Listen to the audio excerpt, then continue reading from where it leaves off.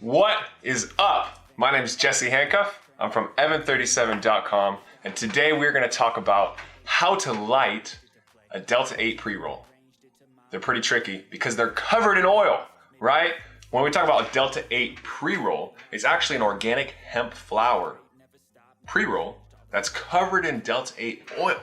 I actually just made a video about that, so if you're looking to find more information on what a Delta 8 pre-roll is, click the link down in the description below and go check that one out first, and it's going to tell you all about what a Delta 8 pre-roll is and if it might be right for you. But in this video, we're going to talk about how to get one going.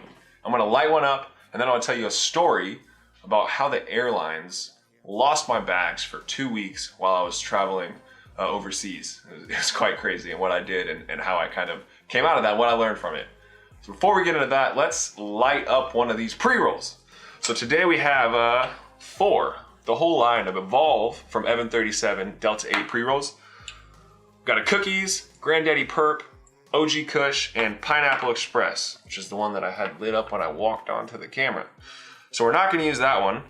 I'll smoke that one later. But I'm gonna open up a fresh one here, and we're gonna walk through the process on how to light one of these bad boys up. So, first, break the seal.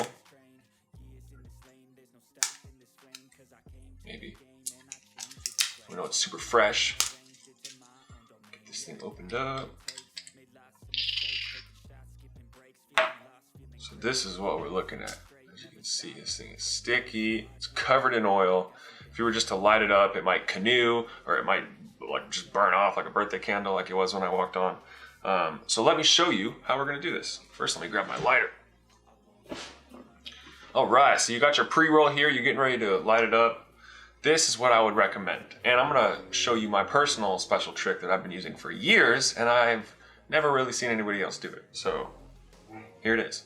So what I do is I take my lighter, get the flame going, and I don't touch it directly on the joint. That's the key.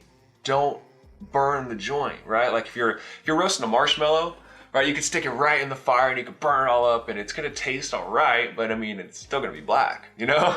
But if you hold it just above the flame, you know what it does? It turns golden brown, right? And that's what we're looking for with this. So, I hope you can see this. I'm just gonna hold it right above, and you can see it's actually catching a little bit of the flame. And what that's doing is evenly melting the oil initially. Now you can see it lit. So I'm gonna hold it upwards like this, right? If we turn it like this, the flame goes up and it burns it all. So I'm gonna hold it up. Once it burns a little bit, I'm gonna put it out. And I'm gonna do the same thing, right? We're just gonna hold this right below it. You can see that oil starting to burn even there. It just lit again. You can twist it a little bit to make sure it's burning evenly around the tip there, and then blow it out. We'll do it one more time. Hold it right below, get it going. Now we can see we got an ember going there. A lot of people just light it up and not care, but as for me, now you can see it's not burning big flames anymore, right? We already burnt all that oil off. Now once we got it here, now we'll take the first draw off of this joint.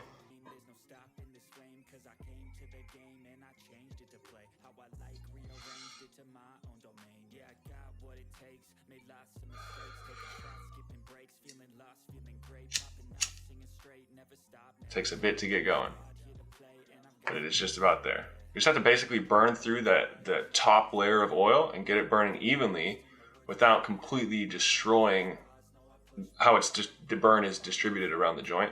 We want it to burn evenly down.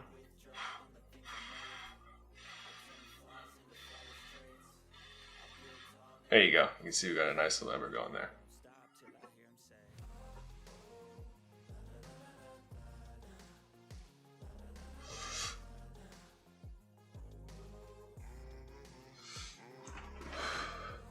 All right, now that we got this bad boy going, let me tell you a story. So this was about 2 years ago. I was actually staying over in Bali for a couple months, and I had to go over to Medellin, Colombia for a trade show with the company I was working with at the time. So from Bali to Medellin, the flight schedule was pretty crazy. I had to fly from Bali down to Sydney, Australia, and then over to Santiago, Chile, and then from Chile to Bogota, Colombia, and then from Bogota over to Medellin. So it was a few flights over the course of like a day and a half. I'm gonna put this thing out because that is strong. I'm not gonna be able to finish this story if I don't. So just put it in there, still lit, cap it off, close the oxygen, let that thing put itself out. All right, so I go to the airport, go to check in. The first thing that comes up is they told me my bag's overweight. And it was quite a bit overweight. But usually you can just pay a little overweight fee and they'll put it on, right? So they told me we cannot take your bag. Our flight is already overweight. We're already completely booked with people. Everyone has too many bags. We cannot take your bag. So I told them I'm going there for work. I need to get my bag on this flight. And in Indonesia, I was able to bribe the lady behind the counter with $200 US to get my bag on the flight. So it was like the fee plus some extra money just to be able to get on the flight because I needed it, right? So I get my bag on the plane. I go in, I check on, and then over the course of the next couple days, or the next day and a half, I fly into Sydney with just my carry-on, right? Hang out in Sydney at the airport for a while. Didn't actually leave the airport in Sydney, which I'm a little bummed about, but I'll make it back out there. And then from Sydney, I boarded a flight, flew all the way across the world to Chile, and I wasn't leaving Chile airport at all either. I was literally just there for a few hours on a connecting flight up to Bogota. And when I got off the plane in Chile, I was switching airlines. So I had to go to the baggage claim, get my bag, and then recheck in onto a different airline. So I did that, and I go down to the baggage claim, and my bag never showed up. So I'm sitting in Chile. I had a little bit of time. I had a few hours until my next flight. So I wasn't too worried. I knew I had to just go through the process and be like, okay, well, the bag's not here, so I need to find the counter and ask the people if they can track it, right? I had the little tag, luckily, in my wallet. Always keep your little bag barcode that they give you. You know, when you check your bag in, they always give you a barcode. Keep it. Sometimes they put it on your ticket, which is great. But this time they had just given me a piece of paper and I had it in my wallet. So they were able to track it, and they told me that it never made it on the plane from Bali. So this lady charged me $200 to get my bag on the flight, and she never actually put it on the plane, or it never made it there. I don't know if it was her fault or not. But anyways, I didn't have my bag, and there was no way for it to get there. So I had to go through this whole process and basically say, okay, once you find it, let me know where the bag's at. They were going to try to throw it on a next flight and get it over here. And it was a whole crazy flight process to get over to where I was going. So they couldn't just put it on the next direct flight from Bali to Colombia, because that doesn't exist, right? So they had to track my bag kind of like a person.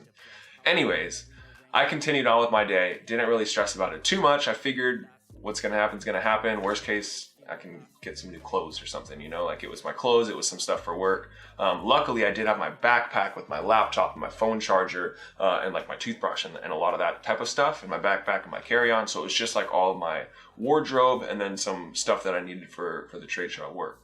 And my nice suitcase that I've had for years that sucked, right? Anyways, I fly over to Bogota, no bag, no word. Fly into Colombia, no bag, no word. Get picked up by my driver, go to my Airbnb, get checked in, no bag, no word. And they told me, they said it could be any time. So I'm just sitting there kind of waiting by my phone all right, when can I expect my bag? Because at this point, I literally had one extra pair of change of clothes, and that was it. And I had my laptop and my phone charger, and that was it though. So I walked down, got some food, and to keep this story from going on too long, over the course of the next 7 days, I just waited. Well, I guess the next 3 days, I wore the same clothes because I was expecting to get my bag, you know? Wore the same clothes, and by the third day, I just said, okay, screw it. I'm gonna go get some new clothes. So I walked down, went and bought some clothes down at the Colombian stores, all sorts of really cool stores and little restaurants around there. So I felt better. I had some fresh clothes on, but I still didn't have any in my bag. You know, I didn't have stuff, and I didn't know when I was going to get it. I think that's what was killing me the most. So I didn't know when it was going to show up. So on the 7th day, I got a notification, a text that said, hey, we have your bag. It's going to be showing up in 2 days. Please arrange pickup. And I was like, no, you guys need to deliver it to my hotel like you said you were going to do, because they did say that. They said, once we find your bag, we'll find a way to deliver it to the hotel or wherever you're staying at your final destination.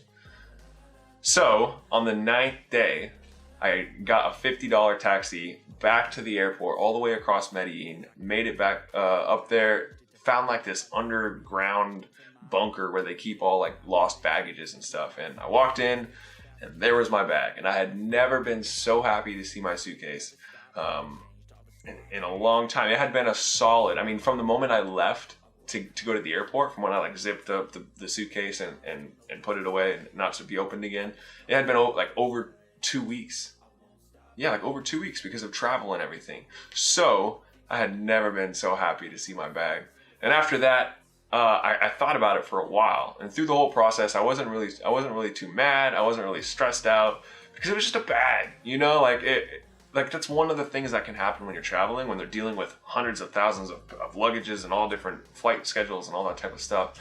And yeah, it was my bag and it was my clothes and I needed all that stuff. That's why I packed it and that's why I brought it and that's why I paid an additional $200 to get it on the flight, right? But it's just stuff, you know. And I was just fine. And in that moment, I kind of realized, like, either I'm going to get my bag back or I'm not. And if I don't, then it's not the end of the world. And if I do, then it's going to be fucking great because I've had my bag for this long. So either way, it wasn't a bad situation. And now it makes a great story to tell while I'm a little bit high after showing you how to light up a Delta 8 pre-roll. So anyways, that was probably way too long of a story. But I guess the whole moral of the story is don't stress whenever you're in a situation where things aren't going the way that you think they should go. Just go through the order of operations, right? It's like, okay, well, that didn't work out as planned. What's the next best option? Well, that didn't work out as planned. What's the next best option? Because that's all we can do is find the next best option. And it's always enough. It's always enough. So I hope you enjoyed this video. I hope it brought you some value. If you're looking on some information on how to light one of these Delta 8 pre-rolls up, and I hope you enjoyed that little travel story. I might do a little more of these. I've been traveling now for the last 4 years consistently. So I've been to 26 countries and 48 of the 50 US states. So I have lots of these crazy little stories because things happen all the time. And it's those little teachings of being in moments in different places while you're traveling where you just have to figure it out that kind of roll over into everything else in life. So I really do love telling these stories and I don't get an opportunity to share them enough. So if you enjoyed that, please let me know down in the comments and I'll try to include some in some upcoming videos. So with that said, whatever it is, wherever you're at, if it's morning, if it's night, if it's evening time, I just did that backwards and I don't even care. I hope you have a great whatever it is, wherever you're at, and I'll see you on the other side.